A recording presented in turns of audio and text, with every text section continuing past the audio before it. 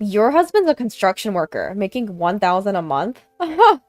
At my child's kindergarten sports day, I was insulted about my husband. Moreover, she even found fault with the first place prize my son had won. I retorted in anger. My husband and son are nothing like the low-life person you are. What? How dare you talk back, being a dropout? As she and I glared at each other, my husband appeared in his expensive suit and said, 1K is the hourly wage, actually. Suddenly, she was astonished at the identity of my husband, and she ended up completely embarrassed. My name is Lila. While being a mother of one and a homemaker, I'm also active online as an essay-style cartoonist. Balancing parenting and work is tough, but it makes my daily life fulfilling. All thanks to my adorable child and loving husband. I couldn't have imagined having such a happy family in the past, because I was a school refuser during high school. I only attended for the first year or so. Thinking back, I've always had trouble talking to people, so I couldn't fit in with my classmates, and I became an outcast. I started getting teased by my classmates. Before I knew it, I was receiving terrible harassment from the girls' group. They splashed water on me in the restroom, and they spread strange rumors about me. I began to hate going to school, and I spent my teenage years at home. I think I had given up on life back then, but my parents never abandoned me. Thanks to the support of my kind father and mother, I managed to get back on my feet. I may have dropped out of high school, but life isn't all about educational background. I believed in that lesson and continued to work hard to find a profession. I studied illustration and started building my work experience through crowdsourcing. After working hard, I managed to grow enough to make a living in this industry, and I also married a good person who acknowledged me. My husband Guire is a roofer who works for a construction company. He leads a busy life filled with sweat and effort every day. On the other hand, our son Martin is 3 years old, a bright and lively little rascal. Though my husband and I were always busy working together, we raised our child with love. Perhaps because of that, our son is growing up to be a good kid, without any problems. Recently, we successfully enrolled him in kindergarten. I was a bit worried, but it seems he's having fun at kindergarten. He even made friends right away. Mom, I'm leaving! Take care on your way! Bye! Today, I'm again seeing off the kindergarten bus, with my son on it. When I returned home, I noticed something. Looking at it, the lunchbox was left on top of the shoebox, and it turns out it's my husband's lunchbox. It seems he forgot to take it to work. So I decided to take the lunch to the nearby construction site where my husband would be. When I arrived at the construction site, my husband was working hard, dripping with sweat. Don't neglect safety checks. Make sure to stay hydrated. My husband encouraged his workmates. Then he noticed me and came running over. Here, you forgot this. You brought it all this way? Thank you, Lila. Be careful. You know I'm busy too. Sorry. Just slipped my mind. With that, Guire laughed like a child. Just then, a worker's voice called for my husband from the construction site. I'm going then. Lila, watch out for cars. No sooner had he spoken than my husband briskly returned to the construction site. I couldn't help but smile at his spirited demeanor. That's when it happened one day. I was on my way to the kindergarten where my son attends. Today, a parents' meeting was scheduled there. Upon arriving, I headed for the classroom. That was my destination. Suddenly, a voice called out to me from behind. Oh, could it be? Lila? I turned around, and there stood a woman dressed in expensive clothing. Oh, you are... Her name was Mhen, a high school classmate of mine. Apparently, she too has a child attending this kindergarten. It's been forever, hasn't it? Since high school? Just as she said, it was the first time in over a decade I'd seen her. But I couldn't find joy in this reunion. Why? Because she was the main reason I had refused to go to school back then. You still look as gloomy as ever. Well, our kids are in the same class, so let's get along. With that, she went into the classroom. I was left standing there, rooted to the spot. This is the worst. Mhen seemed to think nothing of what happened back then. In fact, there wasn't a hint of an apology in her words. Was it a conditioned response? I tensed up just from seeing her. Fear, anxiety, and anger swirled inside me, but I shook my head and came to my senses. I would only lose if I let a vulgar person like her affect me. I slapped both cheeks to psych myself up and boldly entered the classroom. Now, to conclude, I would like each of you to introduce yourself. Please, starting from over there. The explanation about the facility and the event went smoothly and was over quickly. Next, the parents started introducing themselves. I'm Isla, Zeph's mother. Nice to meet you. The parents began to stand up, one by one. Amid the harmless introductions and responses, a pretentious voice rang out. I'm Emmeline, Alan's mother. My husband is a lawyer. Nice to meet you. She said it with a smug look on her face. It was a blatant display of wealth. Oh, so your husband is a lawyer. She received envious glances from the teacher and other parents, which put her in an even better mood. Thinking back, she always seemed to brag about her branded accessories to her friends in high school. People have different values, but when it's this blatant, it can't be described as anything but tacky. As I was pondering this, I realized it was my turn. I'm Lila, Martin's mother. My husband and I both work, so we want to coordinate our schedules to participate in events. Nice to meet you. I heard from Martin that you are a professional cartoonist, Lila. Yes, I'm serializing some essay cartoons on the web. Oh, that's amazing! I received praise from the teacher and other parents, and couldn't help but blush with modesty. Then Emmeline, who was watching, spoke up. Speaking of which, Lila, you were always alone in high school, drawing strange pictures, weren't you? Oh, you two went to the same high school? Yes, we did, but I don't know her very well because she quickly refused to go to school, she said, laughing with a look that seemed to mock my dropping out. She probably didn't like that the focus shifted from her to me. Moreover, she might not have found it amusing that I had become a cartoonist. She used to mock my dream of becoming a cartoonist back in high school. I even had some of my drawings torn while she laughed. The atmosphere in the room quickly soured because of her awful behavior. The teacher, sensing the mood, hastily began to close the parent-teacher meeting. Thank you all for coming today, despite your busy schedules. We really appreciate your support moving forward. Also, we'll be sending out a note later about sneakers. And so, the parent-teacher meeting came to an end. About a month has passed since then. Now my son is practicing for a running race, mostly with my husband. The kindergarten sports day is coming up. Martin, when you run, your posture should be like this. Like this? Martin imitates his father.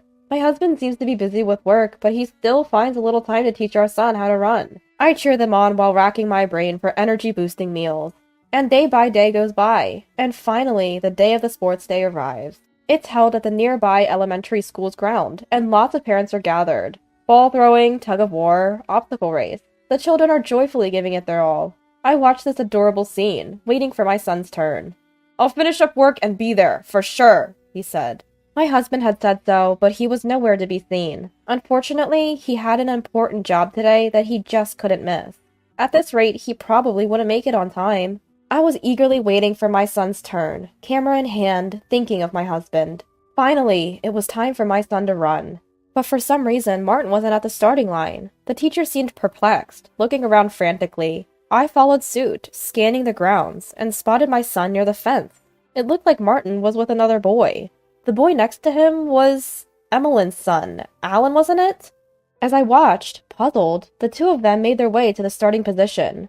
The teacher fired the starter gun, and the running race finally began. The children ran off with all their might. Go, Martin! I cheered for my son as he ran his hardest. And as a result, Martin won first prize. Martin, you were so fast! Yes, his form was solid, and he looked great. Does he do sports or something? After the running race ended, a friend's mom nearby praised my son's running. I felt as happy as if it were about me. No, nothing special. He's been practicing running with his dad, that's all. Oh, with his father. What a wonderful husband you have. I'm envious. My husband might not even know that today's the sports day. Mine's no good at this sort of thing either. I envy men who can do sports.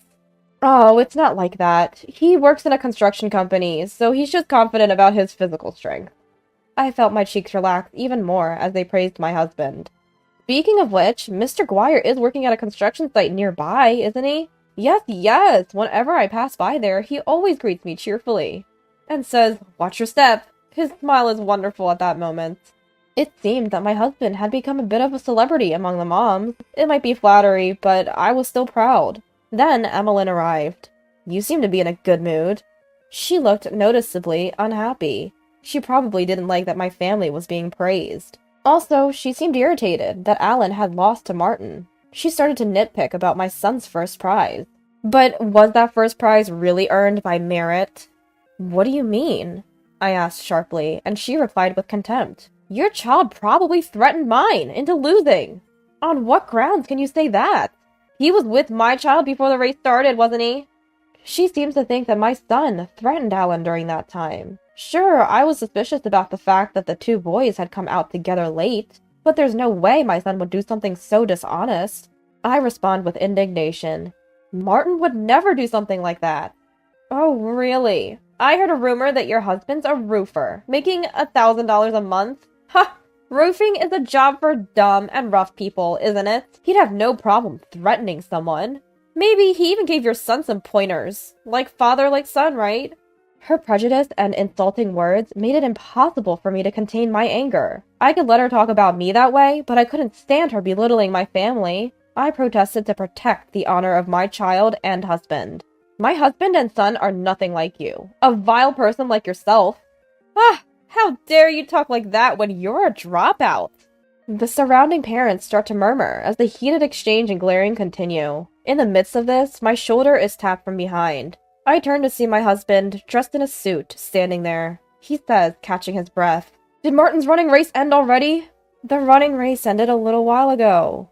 "Oh, that's too bad. I hurried, but didn't make it in time." As he speaks, he scratches his head thoughtfully. On the other hand, Emmeline appears to be confused at the sight of Guire in a high-end suit. Why? What happened to those filthy work clothes? Aren't you just a lowly roofer making $1,000 a month? Hearing her words, my husband said with a shy smile, The $1,000 is about the hourly wage."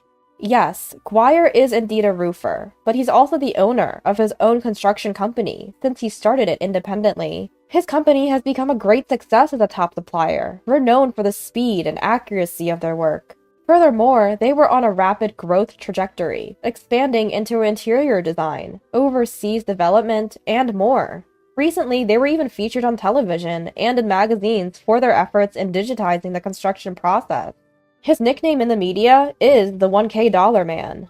The rumor of a monthly income of $1K must have been a misunderstanding passed on by various people. But working so desperately at the construction site? Emmeline's voice trembled, stunned by the shocking truth. Then my husband spoke again, with a shy smile. It's about never forget where you come from. Certainly, he is not in a position that typically involves laboring on site.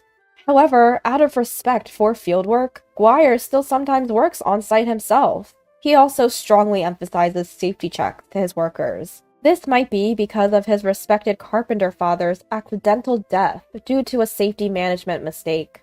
After that tragedy, he switched from carpentry to roofing. Roofing is indeed the highlight of the site, an essential role that is responsible for the lives of the workers. Ensuring that the workers can work safely, setting up proper scaffolding, and assembling the steel frame. Construction is said to begin with a roofer and end with a roofer. My son and I were proud of such a roofer husband. On the other hand, Emmeline, knowing that her husband was faultless, turned her attack on me. "That's so sneaky! You never said he was that amazing!" I don't stoop to vulgar tactics like flaunting my husband's profession, unlike someone else.